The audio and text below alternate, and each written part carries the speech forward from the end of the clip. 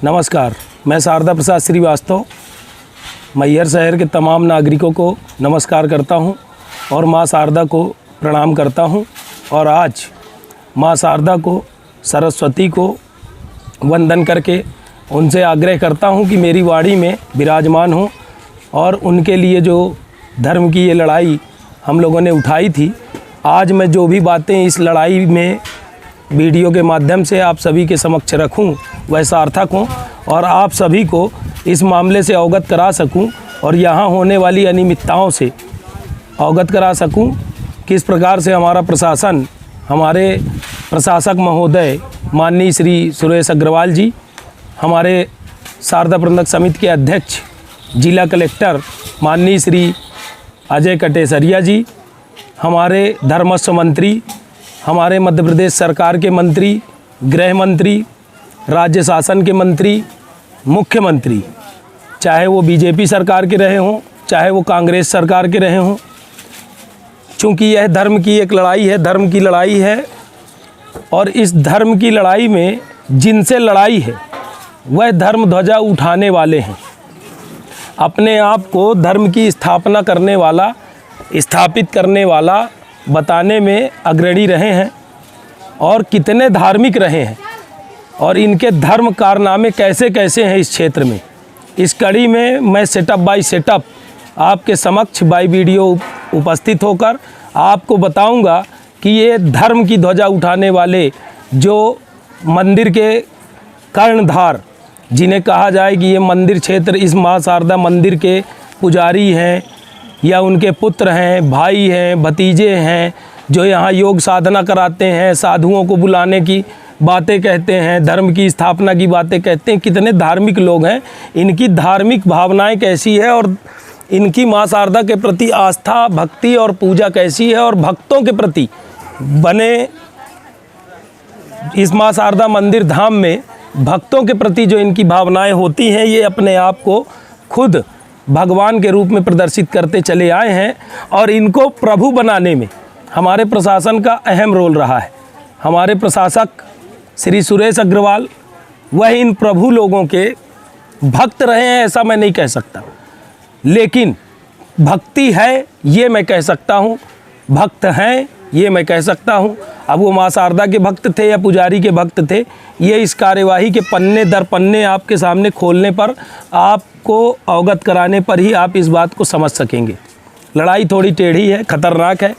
इस लड़ाई में जब भी मैं कोई प्रश्न उठाता हूँ कोर्ट में, अखबार में या किसी अन्य माध्यम से, तब भी कहीं कोई मंत्री, कहीं कोई नेता, कहीं कोई मुख्यमंत्री, कहीं किसी का दबाव, कहीं किसी का दबाव, प्रशासनिक अधिकारी यदा कदा मुझे बताते रहे हैं कि हमारे ऊपर बड़ा दबाव है। हमारे प्रशासक महोदय सुरेश अग्रवाल जी, जो कि हमारे मैहर क्षेत्र के स्थानीय निवासी भी हैं, यही इनकी जन्मभूमि भी है, मैहर इनकी जन्म स्थान है। मैहर इनका मैहर में जन्मे इनके मामा शांतनु कुमार अग्रवाल इनको बचपन में ही अपने साथ रीवा ले गए। वो रीवा में अवधेश प्रताप विश्वविद्यालय में लेक्चरार थे, ले जाकर इनको उन्होंने गोद लिया। गोद लेने के बाद इनकी रेसिडेंसी रीवा बन गई। पढ़े लिखे रीवा से अधिकारी बने और आज एसडीएम बनकर, इसके पूर्व भी ये 2004 में 2002 में यहाँ तहसीलदार रहे हैं। और जब ये एसडीएम बने 2015 से लगातार इनका मैहर प्रेम किसी न किसी प्रकार से लोगों के सामने है, नज़र आता रहा है। आप सबके बीच में चर्चा का विषय है कि सुरेश अग्रवाल जी का मैहर प्रेम हमसे ना तो मुझसे छुपा है, ना आप सभी से छुपा है।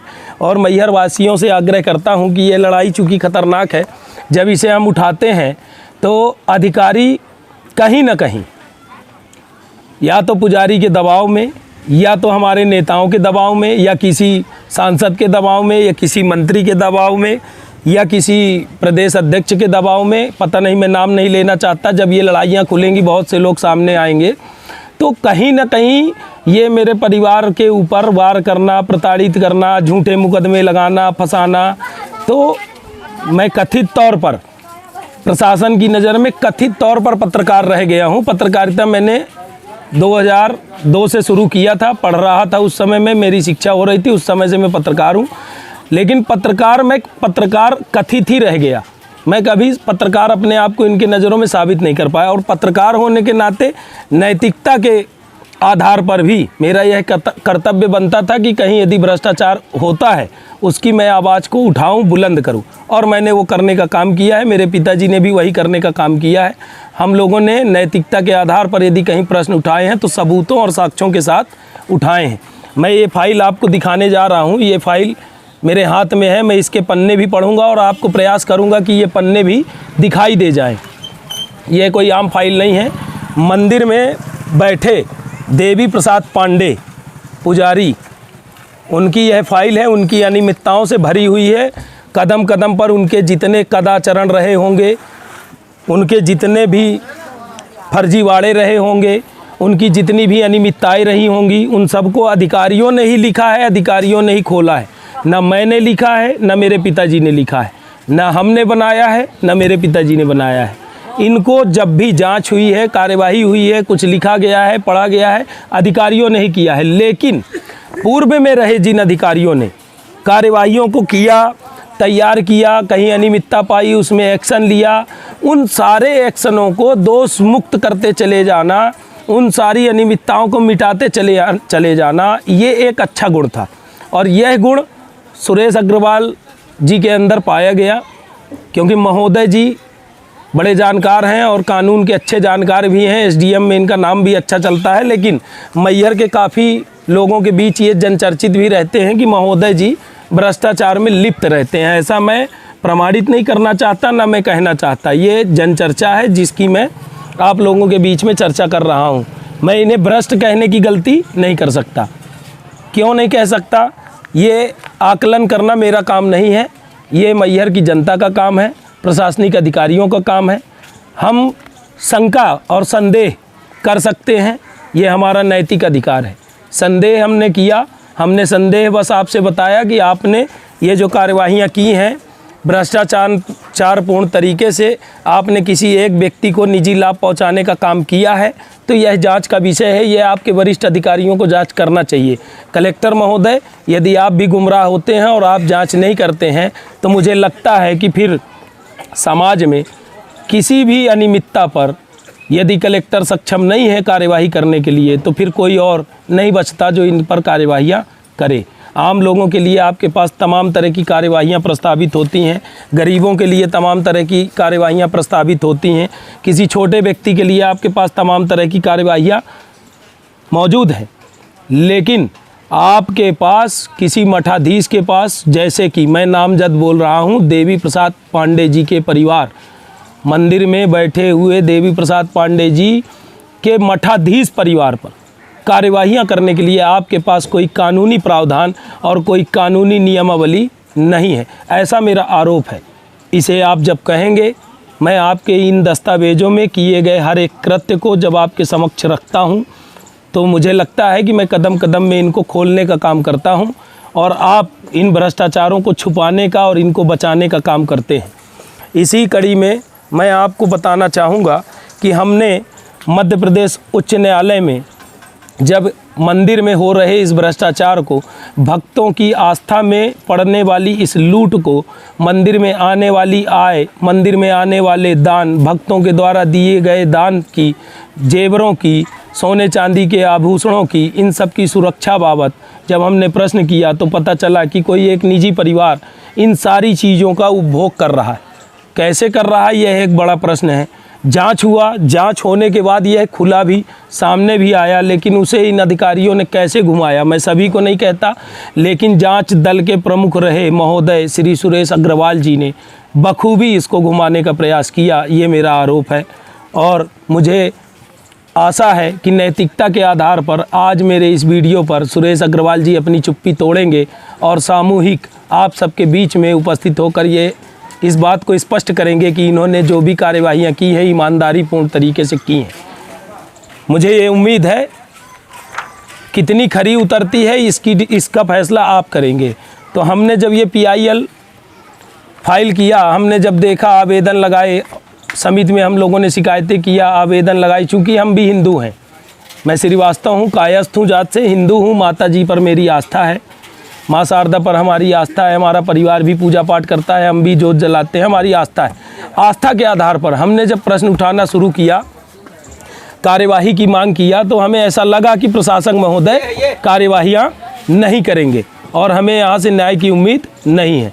तो जब न्याय की उम्मीद समझ में नहीं आई तो हमने इस मामले को माननीय उच्च न्यायालय के समक्ष पेश किया और जब पेश किया तो माननीय उच्च न्यायालय ने इन सारी कार्यवाहियों पर जांच के आदेश दे दिए। जांच होता है और आपको बताऊंगा कि देवी प्रसाद पांडे जी की जब जांच कराई जाती है तो उस समय हमारे मैहर मंदिर के पुजारी जी के 14 पन्नों की ये जांच रिपोर्ट तैयार होती है। सॉरी, ये तकरीबन 26 पन्नों की जांच रिपोर्ट है जो मेरे सामने इस समय टेबल पर है। फाइल चूँकि बंधी हुई है इसलिए माफ़ कीजिएगा, मैं आपको एक एक पन्ने नहीं दिखा सकता और प्रशासन देख चुका है, प्रशासन के समक्ष है, इसी पर कार्यवाही चल रही है। माननीय उच्च न्यायालय में ये प्रकरण है।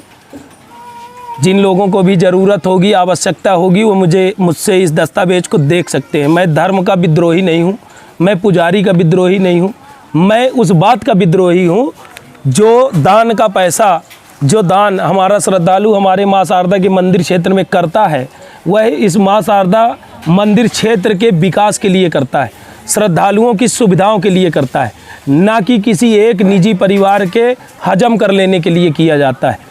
इस दान का जो हनन निजी एक परिवार बैठकर कर रहा है मठाधीश बनकर, वह अपने आप को भगवान होने का प्रदर्शन करता है। मैंने पूर्व में एक वीडियो सत्संग भवन के सामने से जारी किया था और आप सभी से आग्रह किया था कि यदि पुजारी देवी प्रसाद पांडे जी जिस प्रकार से फ़ोटो बनाकर भक्तों को गुमराह करते हैं कि यह पृथ्वी के ऊपर खड़े हैं, यह सोने का चांदी का मुकुट लगाकर बैठे हैं, यह चांदी के पलंग में सो रहे हैं, इनके पास भगवान विष्णु आकर खड़े हुए हैं, भगवान शिव इनके सामने नतमस्तक खड़े हुए हैं, तो ये जिस तरह की फ़ोटो का प्रदर्शन करते हैं, यदि यह मुझे किसी भी पॉइंट पर एक बार भी सिद्ध कर दे कि पुजारी देवी प्रसाद जी भगवान हो गए हैं तो मैं माँ शारदा की वंदना न करके पुजारी जी की चरण वंदना करने के लिए तैयार हूँ।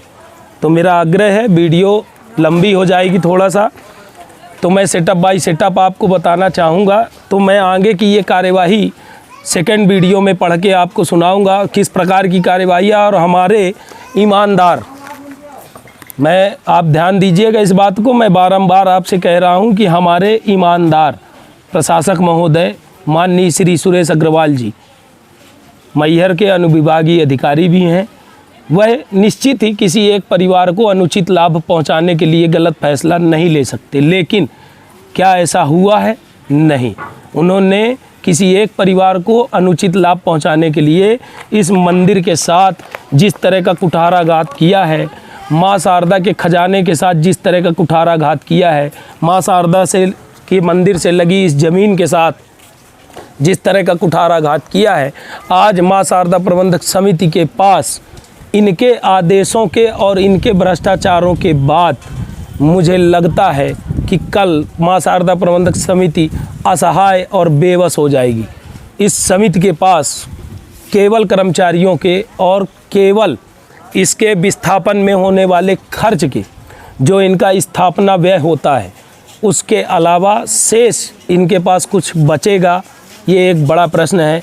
मैं इस क्षेत्र का नागरिक होने के नाते, पत्रकार हूँ या नहीं हूँ, कथित हूँ या जो भी हूँ, ये निर्णय आपके हाथों में है, लेकिन इस क्षेत्र का नागरिक होने के नाते, माँ शारदा के प्रति आस्थावान एक भक्त होने के नाते, मैं नैतिकता के आधार पर हमारे ज़िले के कलेक्टर श्री अजय कटेसरिया जी से यह प्रश्न करने का अधिकार रखता हूँ और मुझे उम्मीद है कि आप मुझे नैतिकता के आधार पर इन सभी बातों के उत्तर भी देंगे। और मुझे उम्मीद है कि हमारी सरकार में बैठे मंत्री, मिनिस्टर, राजनेता केवल धर्म के नाम पर पाखंड फैलाने वाले लोगों को अनुचित लाभ पहुंचाने के बजाय क्षेत्र और मंदिर और इस क्षेत्र की गरिमा के अनुकूल भी कोई निर्णय लेंगे। ऐसी उम्मीद के साथ मैं आपसे सेकंड वीडियो में बात करने जाऊंगा, जब मैं आपको एक एक पृष्ठ खोल कर यह बताऊंगा कि भ्रष्टाचार हुआ है, बड़े पैमाने पर हुआ है, आज भी हो रहा है। प्रशासक महोदय के ट्रांसफ़र हो जाने के बाद से 5 दिनों तक प्रशासक महोदय रुके हुए हैं। इसके बाद वह जिन कार्यवाहियों को अंजाम दे रहे हैं वह भी एक बड़ी कार्यवाहियाँ हैं और भ्रष्टाचार पूर्ण हैं, ऐसा मेरा संदेह है। जिनकी जांच हो जाए तो बहुत अच्छा होगा। बाकी प्रशासनिक अधिकारी सक्षम है, आप समझदार हैं। जब आपको भ्रष्टाचार करना ही होगा तो आम आदमी आपका कुछ बिगाड़ने योग्य नहीं है, ये बात भी मैं बहुत अच्छे से जानता हूँ। इसलिए मैं केवल नैतिकता के आधार पर आज सवाल उठाने बैठा हूँ। आप मेरे सेकंड वीडियो को ज़रूर ध्यान से देखिए और उसको सुनिए।